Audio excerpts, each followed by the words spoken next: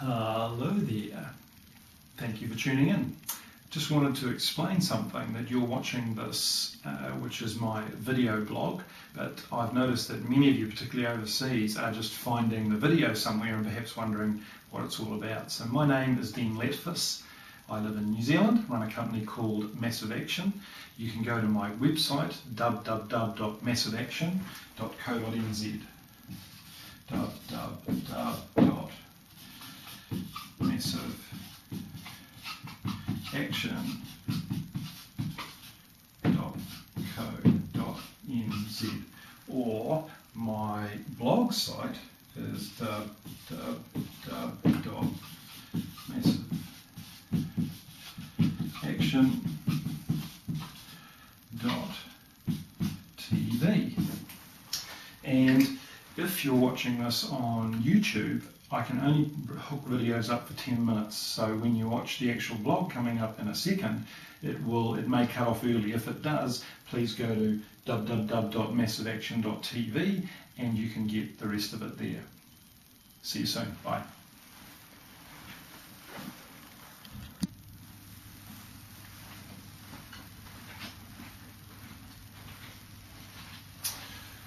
Hi everybody. Winter is upon us. And a little bit in Auckland, it's getting a bit cooler. Hope you're well. For those of you who maybe have just picked this video blog up and not aware that I have my own blog site, www.massiveaction.tv, and normally I'm talking about property investment and associated things, but one of the things that I keep on getting asked about is mindset and how to get one's head in a good place. More and more people that I work with realise that their problem is their real estate between their ears, not finding the real estate to actually buy. So I've been running a series effectively on healing past hurts. This first part is, but on dealing with issues in our life to help us make good decisions and to not be driven by things. So if you've just come across this particular video, please visit my website, go back a few days, and you'll see in the written blog where it says that I'm starting to run this particular series. So for those of you who've been watching and waiting, let's carry on. So we talked last time about the way that unforgiveness affects us and the damage that it does. And we want to move on from that and deal with the actual issue of unforgiveness. How do we deal with it? And some practical steps. Don't know how far we'll get right now, we'll see. But there's two things that you need to understand. One is that unforgiveness, as I've already shown you yesterday, affects us emotionally, affects us spiritually, and can affect us physically.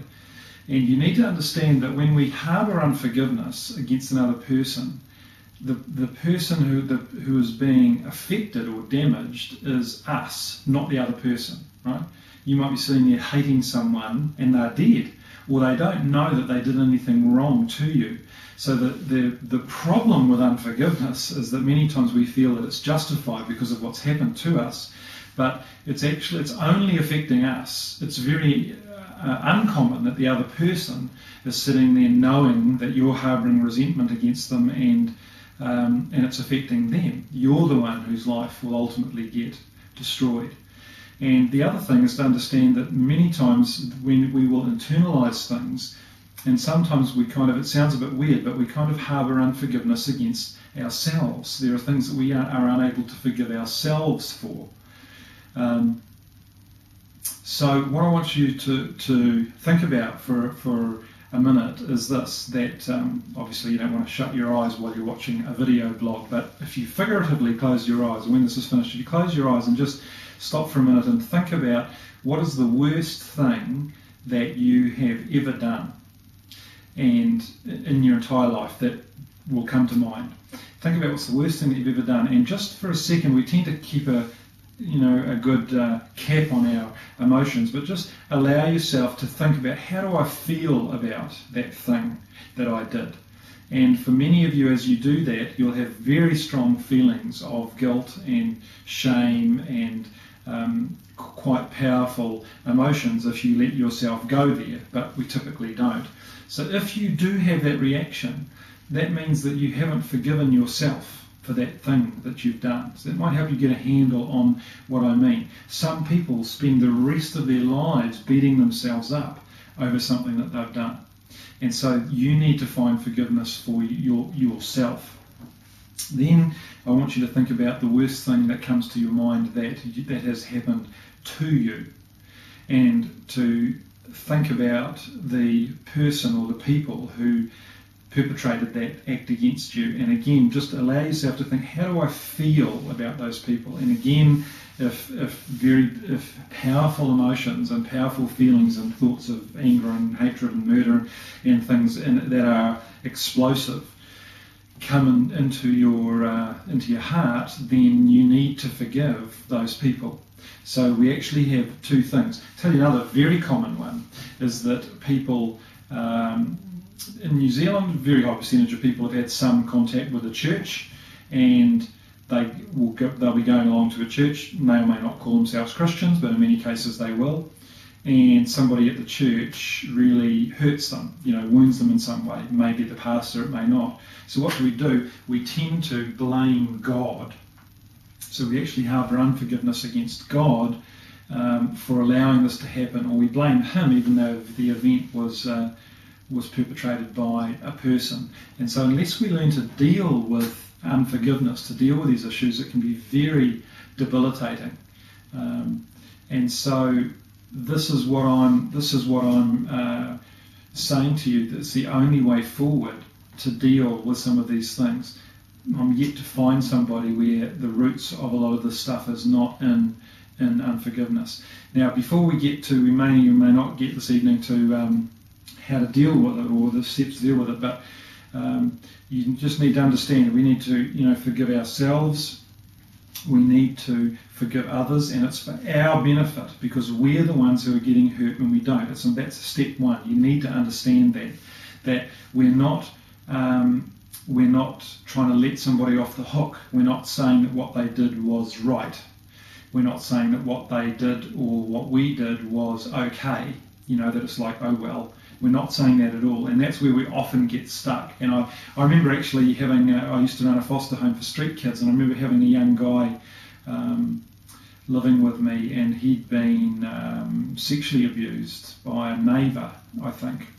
And I watched him battle for a long time, and I would talk to him and say, look, you're the one whose life is being destroyed. This guy was seriously off the rails. Lovely guy, but really a mess.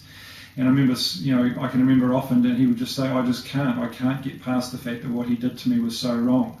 And so unless we learn to embrace the fact that the reason that we need to let go and to forgive others is because it benefits us.